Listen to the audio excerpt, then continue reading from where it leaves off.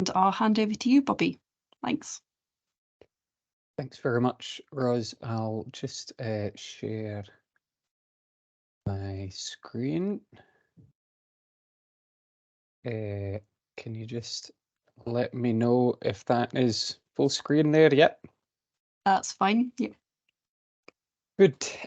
Well, first off, thanks very much for the opportunity to deliver this seminar. This work was based on a grant that I got from the University Innovation Fund to kind of develop a knowledge exchange strategy for the Community Landownership Academic Network, which I'll speak about. But yeah, it's great to be able to kind of speak about this and put out some, I suppose, findings going towards results now of this work. As Roz said, I'm a research fellow at the Centre for Mountain Studies. My research has predominantly focused on the kind of role and activities of community organisations in rural and island settings, social enterprises, other community groups. And I think it's always kind of been on my mind that there is a lot of interest in these types of groups. There's a lot of interest in this area of research and practice in terms of engaging communities in research isn't always what it could be, and even with the best of intentions, sometimes researchers just simply maybe don't have the knowledge or the capacity or the support to be able to deliver benefits or even be aware of all of the other people maybe asking that same community to take part in research. So this work was kind of on the basis of that, of just trying to look at ways in which we could go, as well as the title says, go beyond just the baseline of getting ethical approval and actually go towards making a positive case for research in communities, especially in rural and island communities. So that's what I'll be speaking about today. I will speak predominantly about community land ownership. I think the findings of this work have implications and resonance well beyond research into community land ownership, but that happens to be my kind of main focus. So just to give a little bit of background to that, I will, for anyone that isn't quite aware of the landscape, no pun intended, around this, I'll give an introduction to what community land ownership is, the kind of field of research around it, and then my work in terms of coordinating the Community Landownership Academic Network, CLAN, and what that does. And then specifically this project, the Knowledge Exchange Strategy project that I'll be presenting findings from, and then the kind of next steps and broader applications for these findings. So first off, community land ownership, and it is in Scotland. There are other similar concepts elsewhere in the world, but I've been focusing kind of on the Scottish flavour, I suppose, of community land ownership. It is not the same as commons. It's not the same as common land. Community-owned land is still private property. It's still a private asset. It's just owned by an organisation which is democratically accountable to local people. So it commonly follows a community buyout, and an organisation, a democratically controlled membership organisation, then owns the land and manages, governs it in the interests of the community. It's a charitable organisation, and its charitable purposes must be the kind of development of the community. So yeah, it's largely estate ownership, but in the interests of local people. In terms of the history, there are a couple of what I'd call outliers. They are slightly different to the kind of modern conception of community land ownership that took place around about 100 years ago.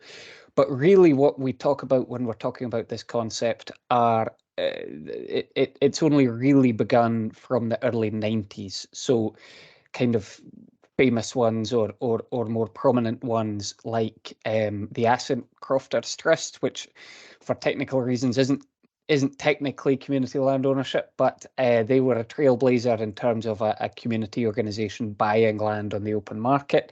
1992, 93, Egg in 1997, Gia, I think, was 1999. These were kind of early examples of communities purchasing land on the open market with really very little support or funding to do so. Land reform was a major part of the kind of early years of the Scottish Parliament, and the Land Reform Act 2003 formalised and mainstreamed the kind of process of community buyouts. It provided dedicated funding, it provided legislative mechanisms through which communities could either register an interest in buying land or in some circumstances force the sale of land even when a seller didn't necessarily want to sell it. So really, this concept is only really 30 years old and has only been mainstreamed in the last 20 years. But despite that, these are last year's figures of community-owned assets. There's over 750 assets owned by over 500 community organisations. The vast majority of them are quite small, either buildings or small pieces of land, but there are some significant sized estates in community ownership. That's often kind of what we think of in terms of community land ownership, these big estates. 212,000 hectares, 2.7, I think we're hovering around about between 2.5% and 3% of Scotland's land mass now under community ownership. And there's between 20 and 25 estates with a resident population. They are my particular interest. I think it's very interesting if you own a building or a patch of woodland, but really when you live on the land that you communally owned, I find that very interesting. From both a kind of sustainable development side, but also a historical side in terms of considering that many of these estates were the places where people were cleared from, and communities were totally disempowered, and now they are under the ownership and control of the people who live there. So 20 plus estates with their resident population, and again, very young, all but one of them, all but the Stornoway Trust, which is celebrating its 100th anniversary this year, are less than 30 years old. So really quite a new concept. And because of that, academia, as always, takes a wee while to catch up. And you only really have research, any interest in this concept over the past 25 years or so. And even then, it tends to be quite focused around a couple of main disciplines. I've split it into kind of broad disciplines here, but there tends to be, in terms of the academic research, a fair amount of focus on policy and law. This is partly because the 2003 Land Reform Act was trailblazing, was kind of landmark legislation in terms of the extent to which it provided rights to communities and questioned I suppose the primacy of private property and your right to own property by considering other factors in whether that property could be removed in certain circumstances for broader purposes like community development.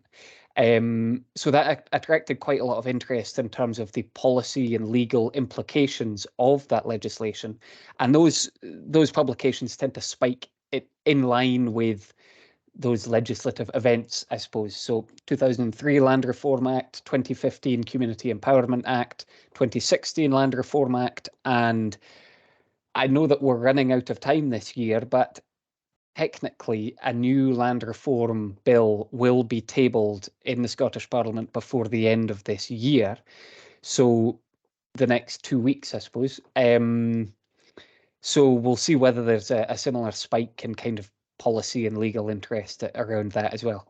The other side, I know I've kind of brought a lot of fields together within the broad umbrella of sustainability studies, but that tends to be the other focus on community land ownership research. So community development, human geography, housing studies, sociology, human ecology, and now more and more on kind of climate and environmental implications of community land ownership. So there is increasing kind of activity within these fields, but it tends to be largely confined to these fields, and even then confined to certain institutions as well. The academic studies, UHI, I'll speak about it in the next slide, but has a decent track record in this area.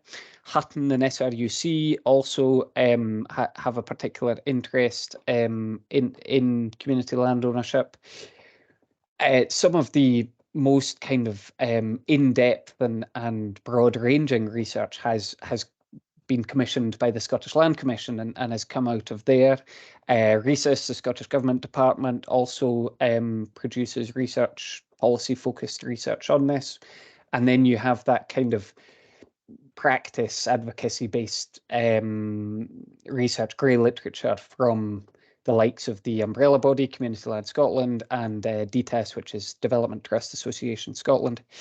So there's a fair amount of interest, and it is increasing, but there are partly because of its youth, or because of maybe some people perceiving it as a little bit niche. There are no university departments of community land ownership. There's no university departments of land reform. Sometimes these two get conflated, but community land ownership is one element of broader land reform. So the people you tend to get working on this are kind of working at the edges of their departments on their pet project of community land ownership. So you get a couple of lawyers who teach mainstream law but have a particular interest in community land ownership. You have geographers, you have maybe economists that need to almost not do it in their spare time, but go beyond the mainstream of their department in order to fulfill this particular interest. So there's very little coordination of those people. There's no, strategic approach to what is being researched, and there's no, I suppose, hub to go to say what do we know and what do we need to know, I suppose. So this is kind of how fragmented the field is right now. Very briefly, UHI has, as I say, has quite a long track record and interest in this. The absolute epicenter of community land ownership is the Western Isles, and a lot of, especially the early buyouts, if not all of them, were within the Highlands and Islands region. So it's perhaps not surprising that we have particular research interests in this. Early on, 90s, 2000s, John Bryden, Jim Hunter, Frank Rennie, getting into the 2010s, especially around the Centre for Mountain Studies, Rob McMorgan, Jane Glass, Annie McKee, Tim Brownholt-Spate did his PhD at the then Centre for Rural and Remote Communities. Callum MacLeod, formerly policy manager at Community Land Scotland, also was at CMS for a period. And even now, we have active researchers looking at community-owned land, community-owned forestry, the implications of that for for community groups, Anna Lawrence, Ros Bryce at CMS, Magnus Davidson, recently departed, but was particularly interested in this, Mandy Haggith and myself, looking at these aspects within UHI. We have research collaborations with a variety of other institutions, representations on the boards of kind of industry bodies and national funders, and a range of taught modules which touch upon community land ownership in some way. I tried to map it out a couple of years ago in terms of how many different modules mention it. It's at least 5 or 6 at some point, you know, whether it's around sustainable development, whether it's around sustainable land use, whether it's around local economic development. A number of modules touch on it, and then a particular focus on it is Ailey McPhail's undergraduate module on the Introduction to Land Reform and Community Land Ownership, which is a compulsory first-year undergraduate module for the Sustainable Development degree. So UHI is fairly hot on this topic, and I would suggest, possibly aside from Hutton, is the leader in this field globally in looking at community-owned land. Moving on to the problem, I've touched on a couple of these already. Because of the kind of, I suppose, piecemeal nature of its development, the evidence base is quite sporadic, skewed towards particular disciplines, but also communities. You get these favoured communities that people just want to focus on. Egg is one of them. Gia and Ascent, the kind of older ones, North Harris, the Golson estate, ones which have received a lot of attention, often because they're successful, or particularly interesting, or have a particularly kind of compelling story. But because of the lack of coordination, a lot of this research is duplicated, and persistent gaps, gaps persist in our knowledge around this, because everyone's focusing on quite a narrow range of topics. The implication of that is that support organizations can't really advise communities. You know, this is a monumental decision around, do we buy this piece of land? And actually, it's being based on really very little evidence, but very little knowledge of how this will affect your community for the future. A lot of support and funding is provided to encourage communities to go down this path, with very little understanding of what the implications are. And policymakers, as I say, a new land reform bill will drop any minute now. Based on what evidence? There's really very little robust knowledge of what is required and what the impact of community land ownership currently are. And so research needs to fill that gap. The other stakeholder group, which is particularly suffering, are communities themselves, because they are committing more and more time to engaging in research projects for little to no benefit. There's particular criticism of some research, but I don't want to imply that any of these researchers are acting unethically. It's just that what I would suggest is that the ethical baseline is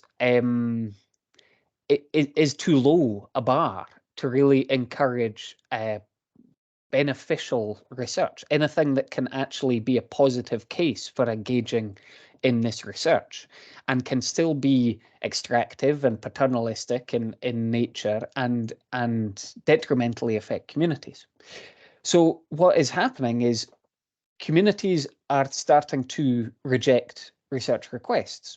Now, that may not seem a massive thing, but this is our bread and butter. You know, if one community says, right, no more, just no more, we're not doing this anymore, then that actually limits the kind of knowledge base that we can build up about this. That limits the claims we can make about it. It limits our understanding of the field, and possibly selfishly, because I have a particular interest in this area, it means that it limits where I can take this, and my interest in it. So I see that as a particular issue that actually communities are starting to say, no, we're not going to do this anymore.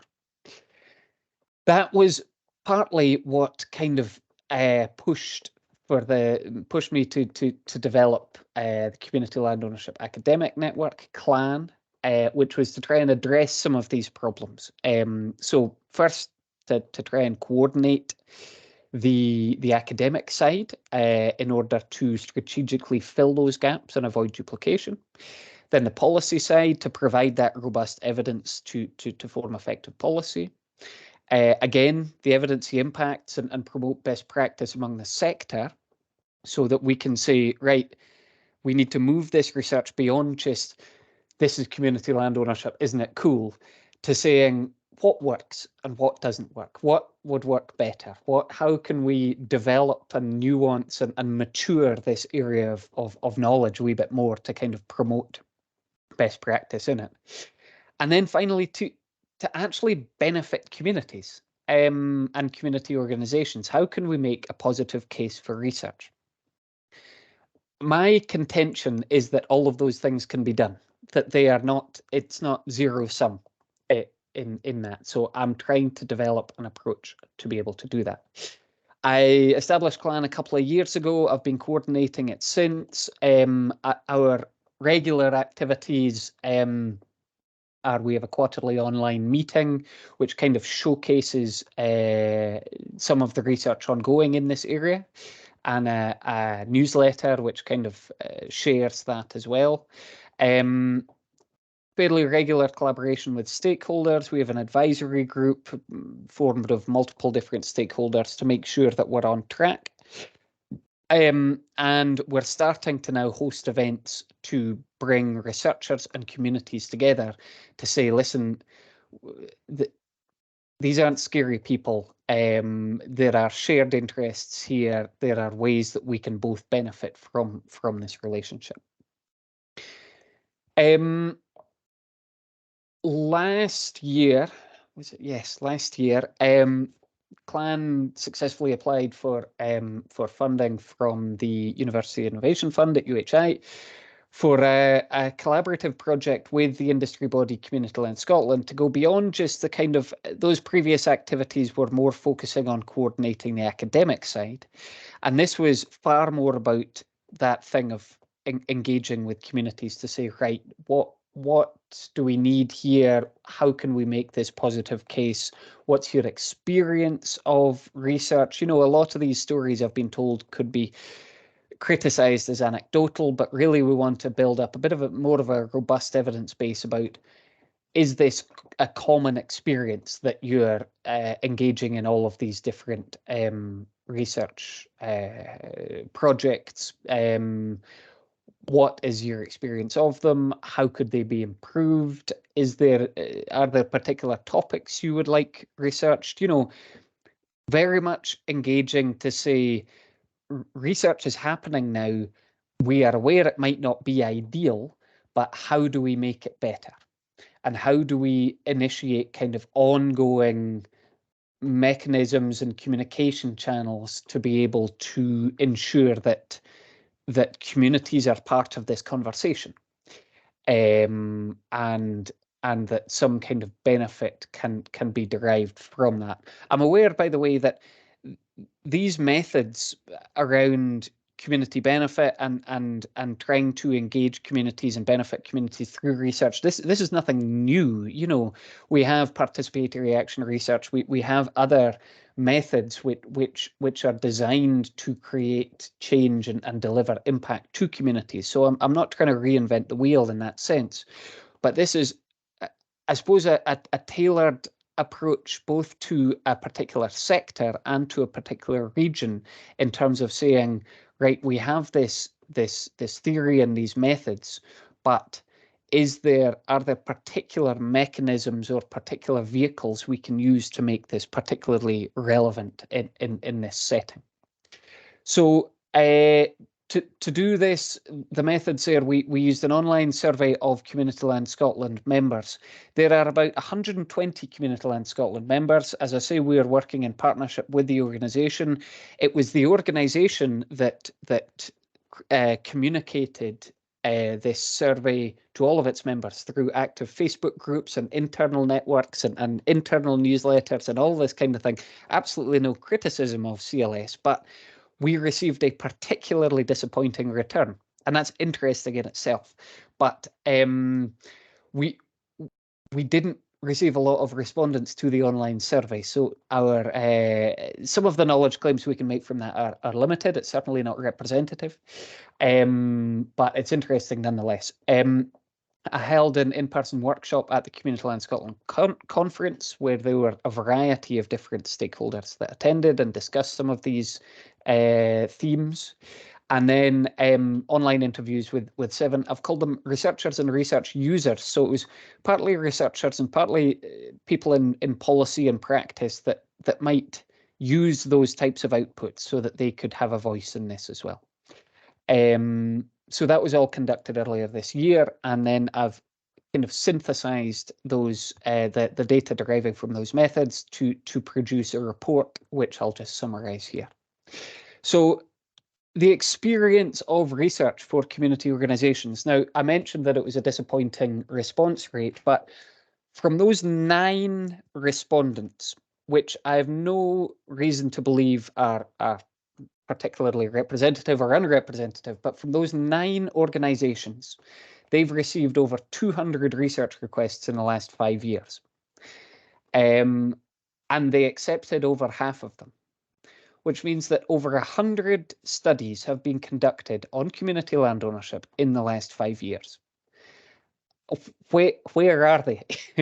I'm aware of maybe 5. There is huge amount of activity going on in this field, but I like to think I'm fairly plugged into research in this field, and I'm not aware of any of these going on. The vast majority of these studies were academic, as opposed to people from policy or third sector or wherever it was, and the vast majority were master's students.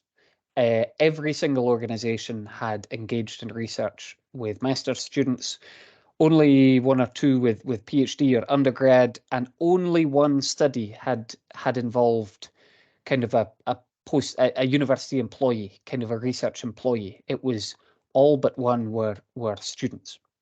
Wide range of topics, but none of those topics, none of these studies ever engaged with the community beforehand to discuss any aspect of it or focus. Qualitative methods, interviews involved numerous people within the community, which is quite time consuming. Surveys were often long and complicated, and research took up time and delivered little, if any, benefit.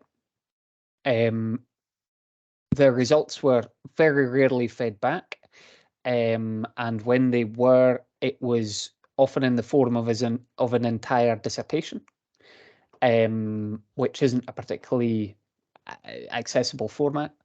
And the quality of the researcher and their ethical practice was at times particularly poor. I'll give you an example of that in this slide here. I'll just give you a minute to read that.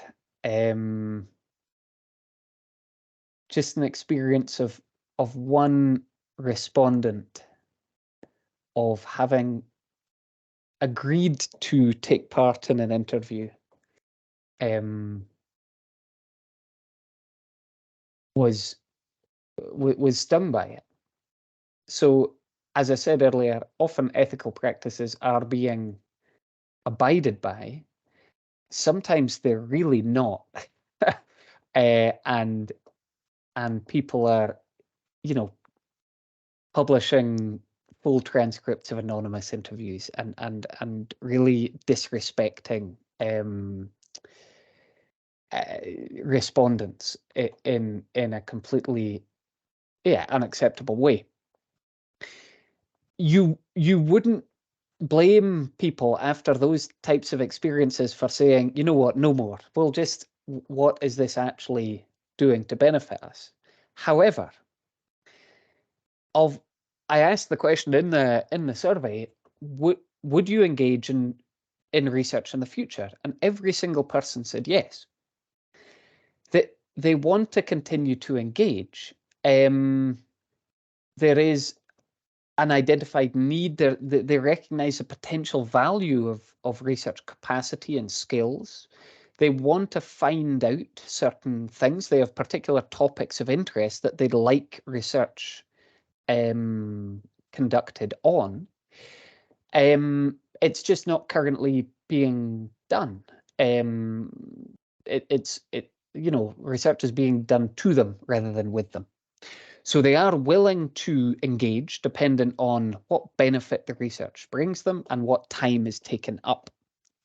And that benefit is related to the community engagement. So it's around agenda setting, what is researched, and then research governance. So sitting on an advisory group of a research project. It's about the knowledge of the researcher in terms of having done their homework, and it's unethical to do primary research if if that knowledge exists in secondary research. So it's on the researcher to find out everything they can, identify the gap, and then go and find the primary research, primary data to fill that gap. But what researchers, especially master's students, tend to do is what was reported was the first half of the interview is basically the respondent just saying, well, if you read this, you can find the answer there. If you read, you find the answer there. It's things that the researcher should already know through other sources. So it's wasting the time of the respondent to have to just parrot it back to them. So knowledge of the researcher's engagement and contribution to the community in terms of their practice, and then that communication of findings. I'll tell you on the next slide why I've put some of those terms in bold. The recommendations that came out of this study was to develop, firstly, an online library, accessible library of all research on community land ownership to inform a range of stakeholders and expose research gaps. So this is the researcher knowledge I was speaking about. If there was one central hub where academics could go, researchers could go to find out what is already known, it would be far easier to identify the research gap. Also, community groups could access it, policy, practice, all there accessible so that people can learn more about this. A research protocol. So this is the beyond ethics side. This is actually looking to benefit community organizations through the practice of research. And a protocol to say this is how you go about communicating with communities. This is how you go about doing this in order to be able to access this. A research matching service. This is the agenda setting. So online, you can say, this is what I want to research. This is what I want to be researched on. It can be a two-way communication, a dating service for researchers and respondents to facilitate that communication. A template for briefing papers so that there is an accessible way that findings can be communicated in a plain language way, so that it's not just dissertations and papers which are being sent to respondents. It's actually a format which can be agreed upon beforehand. And then finally, a partnership of research institutions. This came out of the recognition that actually, if you are a junior researcher, if you are a master's student, you may not know these things already. You may not have the support in your institution to go about these beyond ethics principles. You may not have the funding to be able to report back to the community. you may not have the support or the encouragement of people within your institution, and these problems go way beyond individual researchers. So if we can start to influence institutions and say, this is how you should be acting and this is how you should be encouraging your students and your staff, then we can start to attack the kind of structure of this. I know that recommendation number 5 is ambitious, but I think it's also just, master students get quite a bad rap out of this whole process, and I think it's just a recognition that it's not all their fault, and that the structures within universities also mitigate against them taking these kind of new and innovative approaches. In terms of the next steps for CLAN, a website is our number 1 priority in terms of hosting that library and research matching service. Co-producing that protocol and briefing paper template with stakeholders, especially community groups. That partnership of research institutions. A regular conference, academic, but also policy and practice conference, to encourage that collaboration and ongoing work between these people and organizations. And as I say, continuing to work directly with community organizations to make sure that what we're doing is relevant and beneficial. Finally, maybe this is questions to inform the discussion, but more just thinking about how these lessons can be applied in more broadly across UHI. This isn't just around, community land ownership. This is around really wanting to adopt those approaches of a civic university and trying to benefit the people that we're working with. Can these lessons and approaches be encouraged by the graduate school, or in the research methods module, or in the dissertation module, or supervisors for master's, PhD work, to encourage them to go beyond ethics, beyond just the baseline, and actually try and do some good and deliver some benefit to communities. And then what's required to institutionalize those processes, and can UHI be a bit of a pilot or a trailblazer in terms of trying to adopt and push these processes in terms of research, especially within the Highlands and Islands, especially in communities, and really try and go beyond the baseline and do some good in our communities. And that's me. But before I go, on a slightly different topic, just a plug for the new Land and Communities Knowledge Exchange Sector Group just been established. If you are interested in that sector group, please get in touch with me or Darlene Russell. It goes beyond community land ownership and really looks at some of these issues in more detail and more broadly. If you are interested in CLAN and community land ownership research, please get in touch and I'll add you to the mailing list of that. And I don't know, maybe I've gone beyond my time there, Rose, but thank you very much, everyone, for listening. Thanks very much, Bobby. No, I think that's perfect timing. Thanks for that excellent presentation. I think it was really wide-ranging, and there's lots of themes in there that are really relevant for UHI and our students and our researchers that are so embedded in our communities and asking some of these questions, I think, in our own research practice. So I'll be really pleased to take some questions. We've got another 10 minutes or so. So yeah, I see